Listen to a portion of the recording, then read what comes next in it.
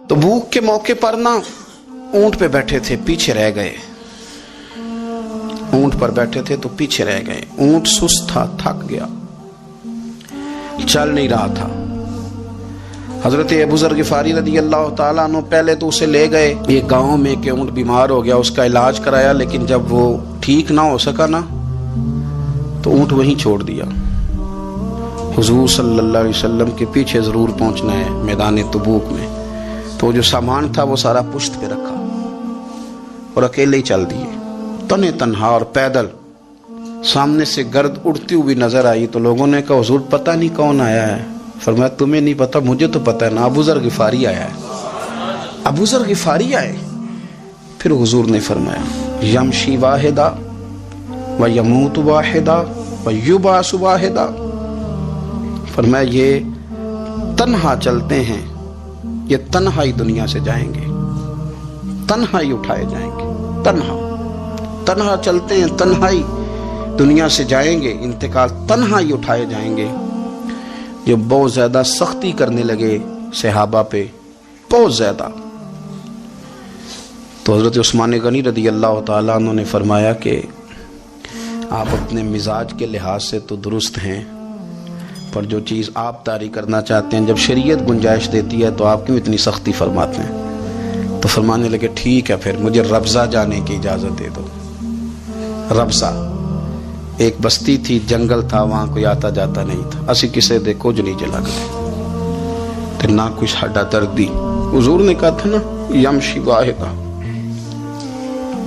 तो अकेला चलेगा, रब्ज़ा चलेगा। हज़रत सैयदना उस्मान गनी ने कहा ये कुछ बकरियां ले जाओ, दूध पी लिया करना। फरमाया उस्मान मुझे माल की तो ज़रूरत पहले दिन से ही कोई नहीं, मुझे तो रब रसूल की ज़रूरत है, उनकी करम नवाजियाँ मेरे साथ रहती।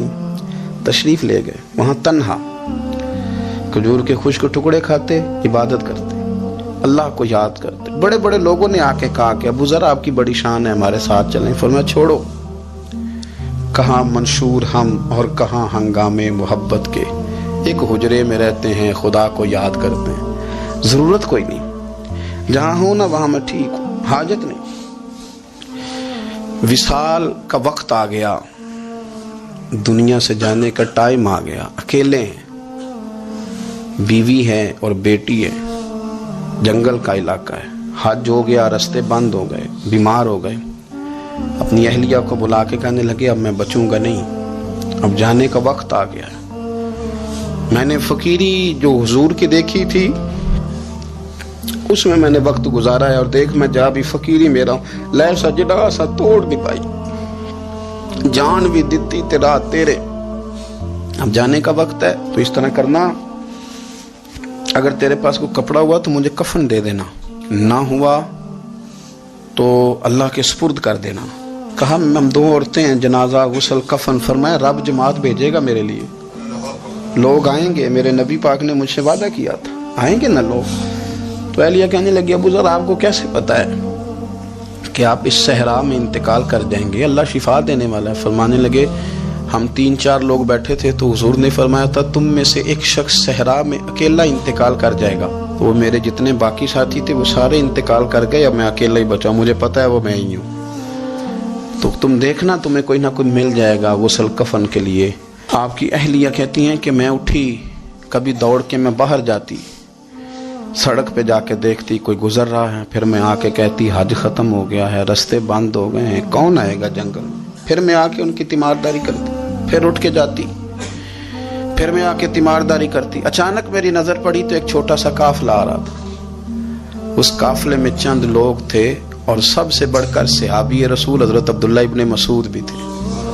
मैंने उनको इशारा किया तो वो दौड़े आए, कहने लगे बहन क्या है। मैंने कहा यहाँ एक शख्स है, तुम्हारी थोड़ी सी ज़रूरत है उसको।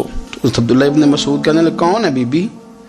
कहते हैं मैंने कहा कि वो अबू ज़र ग़िफ़ारी हैं। कहती तड़प के रोए अब्दुल्ला इब्न मसूद, तड़प के कहने लगे अबू ज़र मेरे नबी पाक का प्यारा, मेरे माँ भी उस पर कुर्बान, मेरा बाप भी कुर्बान, किधर है जल्दी बताओ। कहती मैं ले आई, 4-5 लोग थे वो। तो सैयदना अबू ज़र ग़िफ़ारी कहने लगे अब्दुल्ला मेरा विसाल हो जाएगा, लेकिन याद रखना मेरी बीवी के पास कफन के लिए कपड़ा मौजूद नहीं। वो लहू सजना सा तोड़ ही नहीं पाई, جان بھی دیتی تے رات تیرے. کفن کے لیے کپڑا نہیں ہے، لیکن تم میں سے نا وہ بندہ کوئی کپڑا نہ دے جو کبھی کسی سرکاری عہدے پہ رہا ہو.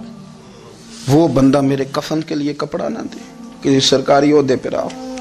ایک انصاری جوان کہنے لگا ابو ذر میں کبھی کسی عہدے پہ نہیں رہا، اگر آپ میری چادر قبول کر لیں کفن کے لیے تو میں ٹھیک ہے. میں نے نا حضور کے طریقے پر زندگی گزاری ہے، چپ کر کے میرا جنازہ پڑھ دینا اور مجھے کہیں اور نہ لے کے جانا. اسی کسی دے کچھ نہیں لگتے تو نہ کوئی ساڈا دردی یہیں کسی صحرا میں جنگل میں یہیں کوئی قبر کھود کے مجھے دفن کر دینا. مجھے جانے نہیں ہے کسی جگہ. حضرت عبداللہ ابن مسعود رضی اللہ تعالیٰ عنہ نے جنازہ پڑھایا اور اس درویش کو جو 5ویں یا 4تھے مسلمان ہیں ان کو وہاں دفن کیا. جب خبر پہنچی نا مدینے تو سب سے زیادہ آنسو مولا علی نے بہائے، سب سے زیادہ حضرت علی نے. لوگوں نے کہا اتنا کیوں روتے ہو؟ فرمایا 2 ہی تو بندے تھے جو اللہ کے راستے میں کسی کی پرواہ نہیں کرتے تھے، اب ایک ہی رہ گیا ہے. کہا حضور کیا مطلب؟ فرمایا 2 ہی تھے، ایک ابو ذر اور ایک علی. اب اکیلا علی تو رہ گیا، وہ چھوڑ کے چلے گئے. حضرت سیدنا ابو ذر غفاری رضی اللہ تعالیٰ عنہ اس عظیم شخص کا نام ہے. سردار قبیلے سے تعلق تھا، بڑے بہادر تھے، پر حضور کو فقیری میں دیکھا تو پھر زندگی اسی فقیری میں گزارتی، اسی فقیری میں اسی طریقے میں وفا کر کے نا اسی رنگ میں گزار دی، انہی نقشوں پہ رہے. اگرچہ جائز تھا، بڑے بڑے لوگ تھے، حضرت عبد الرحمن ابن عوف بڑا مال تھا، حضور نے ان کو جنتی کہا، ان کے پیچھے نماز پڑھی، سب ٹھیک تھا، پر فرماتے تھے یار میں انکار نہیں کرتا پر میرے نبی نے فقیری کی. حضور نے ایک وقت کھایا، ایک وقت بھوک کاٹی. تم کس طرح بھر بھر کے پیٹ کھاتے ہو، تم کس طرح اتنی آسانیاں دیکھتے ہو. حضرت ابو ذر غفاری فرماتے تھے مجھے میرے نبی پاک نے 6 باتوں کی وصیت کی تھی.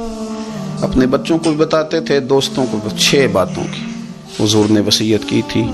سب سے پہلے حضور نے فرمایا تھا ابو ذر مسکینوں سے محبت کرتے رہنا. دوسرا نبی پاک صلی اللہ علیہ وسلم نے فرمایا تھا جب بھی دیکھنا نیچے والوں کو دیکھنا، اوپر والوں کو نہ دیکھنا. مالداروں جاگیرداروں پہ توجہ نہ کرنا، ذہن خراب ہوگا. نیچے دیکھنا، غریبوں کی طرف توجہ رکھنا. تیسرے نمبر پر نبی پاک صلی اللہ علیہ وسلم نے فرمایا تھا ہر حال میں حق بات کہنا اگرچہ وہ کڑوی ہو.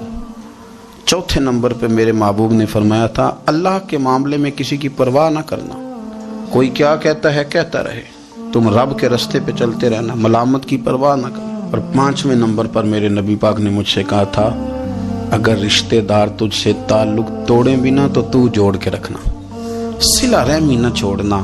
اور 6 نمبر پر حضور نے فرمایا تھا اللہ کے عرش کے خزانوں میں سے خزانہ ہے لا حول ولا قوت الا باللہ العلی العظیم. حضور نے فرمایا اسے پڑھتے رہنا، اسے کبھی نہ چھوڑنا. اے اللہ ان نیک اور پاک لوگوں کا صدقہ ہمارے دلوں کو تقویٰ عطا فرما. آخر دعوانا الحمدللہ.